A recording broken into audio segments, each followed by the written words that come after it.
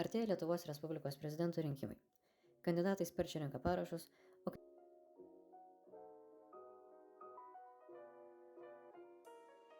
Šiais laikais labai svarbus ir aktualus demokratinių vertybių puoselėjimas ir pilnavertiškos demokratinės visuomenės kūrimas.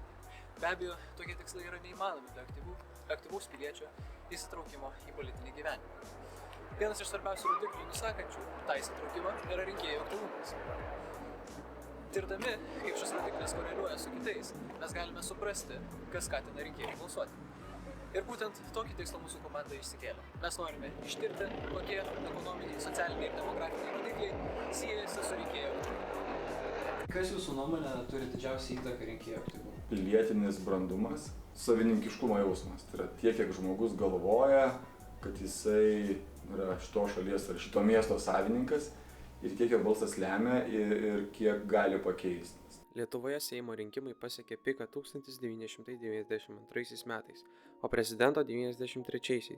Vėliau matoma mažėjimo tendencija, kuri stabilizuojasi apytiksliai ties 50%. Prezidento ir parlamento rinkimų balsuotojų aktyvumas ir gyventojų turinčių aukštą išsilavinimą procentas neturi koreliacijos Lietuvoje ir turi mažą neigiamą koreliaciją ES narėse. Aš manau, kad galbūt ne iš principo, kad gyvenimo padėtis, kad jau taip įsipatogint, kad nesvarbu, kas bus valdžioje, mes vis tiek gyvensim gerai, tai manau, kad tai galbūt nėra lemiamas veiksnys.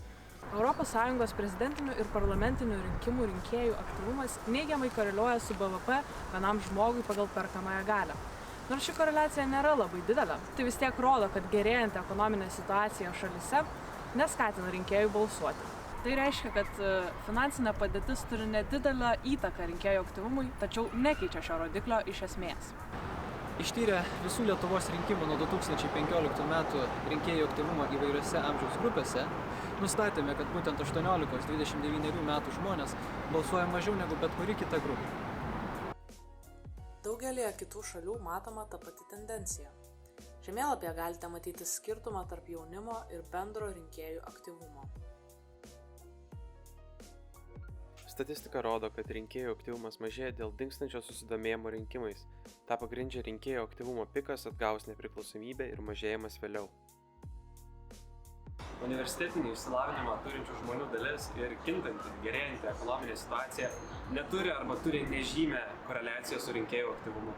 Tokie rodikliai kaip rinkėjų aktyvumas pagal amžiaus grupes, padidėjęs balsuotojų skaičius atgavus nepriklausomybę, parodo, kad kartų kaita ir visuomenės susidomėjimas rinkimais turi daug didesnę įtaką negu prieš tai minėti rodikliai. Nenustokite domėtis ir susitiksime rinkimuose!